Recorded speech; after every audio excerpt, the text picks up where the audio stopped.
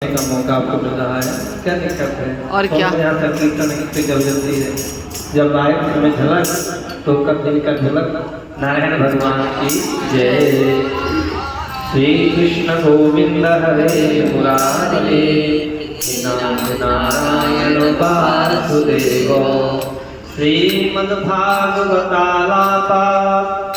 कथं बोधमिष्यति तत्कथस्तु वेदार्थं श्लोके श्लोके पदे पदे। ऐसी स्थिति में श्रीमद्भागवत सुनाने से वे कैसे जागेंगे, क्योंकि उस कथा के प्रत्येक श्लोक और प्रत्येक पद में भी वेदों का ही तो सारांश है।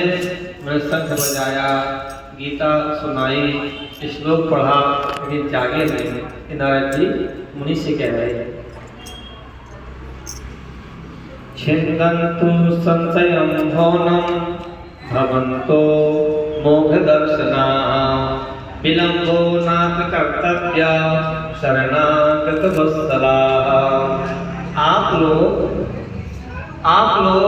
शरणागत वत्सल हैं तथा आपका दर्शन कभी व्यर्थ नहीं होगा। इसलिए मेरा यह संदेह दूर कर दीजिए। इस कारण में विलम्ब न कीजिए। भागवत में जागेंगे कि भक्ति में कैसे जागेंगे, आप मुझे उसका जगाना अच्छा है। काफी समय से की माता भक्ति देवी बड़ी बेचारी करुणामय है। तुम्हारा उवाच हो। अब शंकरदेव ने कहा, वेदोपनिषदान्तरा जातं भागवती कथा अत्युत्तमा ततो भाति तद्भूता फलप्रतिः।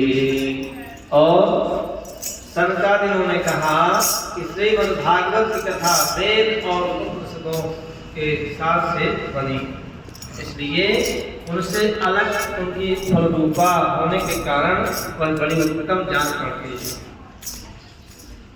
अमूलाग्रम प्रसतिष्ठन् नास्ते न स्वाप्यन्ते यथा सा भूया पृथक् भूता फले विश्व मनोहरा। और जिस प्रकार 10 वृक्ष की जड़ से लेकर शाखा पर्यंत रहता है, किंतु इस स्थिति में उसका आस्वादन नहीं किया जा सकता, वही जब अलग होकर फल के रूप में आ जाता है तब संसार में सभी को प्रिय लगने लगता है। ठीक है ना? पूरी भागवत तो रखी हुई है और उसका हम अरे जय भगवत मैया जय कृपा करो, ठीक है, एक आध शब्द सुनाई दे कान में, कुछ हमारे पल्ले पड़ जाए तो उसका फल हमें सस्ता मिल गया। वही है, ये पूरी वृक्ष है। अब वृक्ष में कहाँ से कैसे क्या मिलेगा, लेकिन उसका फल हमें बड़ा सुंदर स्वाद मिलता है। वही कहा गया है, इसका स्वाद अनंत है। वृंदावन बिहारी लाल की जय। सा भूया पृथक् भूता फले विश्व मनोहरा यथा दुग्धेहितं सर्पिणं स्वादायोपकल्पते तद्भूतं हि तद्गतव्यं देवानां संवर्धनं वः। दूध में घी रहता है, किंतु उस समय उसका अलग स्वाद नहीं मिलता। वही जब उससे अलग हो जाता है तब देवताओं के लिए ही स्वादवर्धक हो जाता है।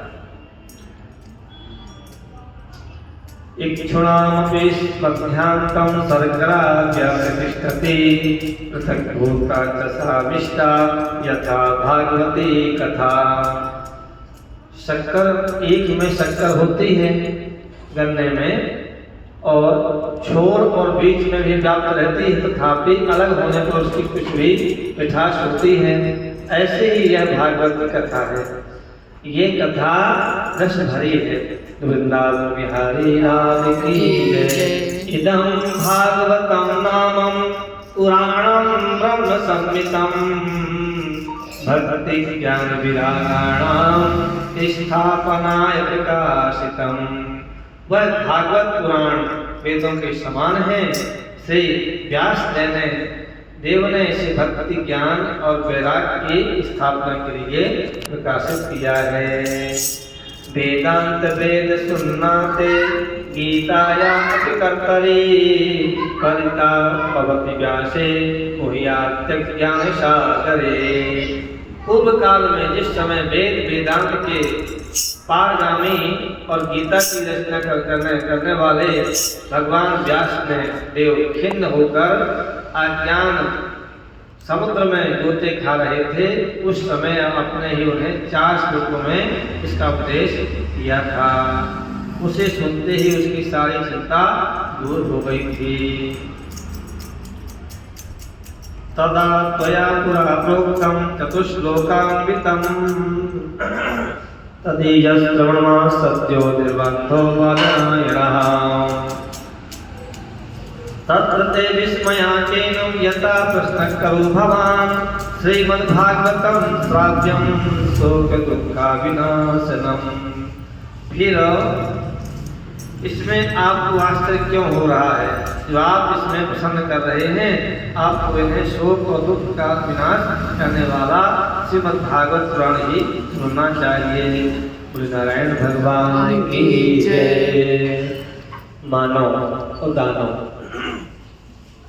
पहले देवता दानव होते थे, तो दानव अलग होते थे, उनका अलग टोली होती थी, पूरा वंश गांव मोहल्ला बसा रहता था। और मानव देवता लोग अलग होते थे। लेकिन अब इस कलयुग में मानव रूप में हम तो आए हैं, इस मानव में पता नहीं कितने कब दानव उत्पन्न हो जाए। तो इस दानव की कोई वो नहीं है, मतलब परख। इसलिए पहले देवता लोग दानव से संघर्ष करते थे, उनसे लड़ते थे, वो दूर भगाते थे, संहार करते थे। लेकिन हम मानव के रूप में आकर के मानवता आ जाए तो कितनी बड़ी बात हो जाती है। तो नारायण भगवान की जय। श्री कृष्ण गोविंद हरे मुरारे हे नाथ